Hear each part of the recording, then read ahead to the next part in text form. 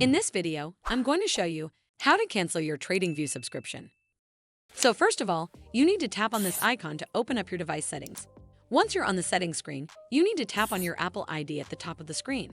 From here, you're simply going to choose the subscriptions option and then give it a moment to load. Over here, you'll then get a list of all of your active subscriptions, and underneath that are your expired ones as well. And you'll also see dates for when that next payment is due to be taken from your account. Next, tap on TradingView under Active Subscription section.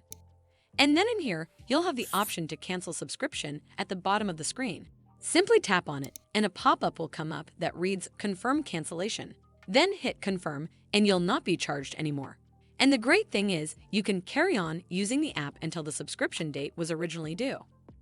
Also, deleting the TradingView app or your TradingView account will not cancel your subscription, and subscriptions renew automatically unless you cancel your subscription manually on your own.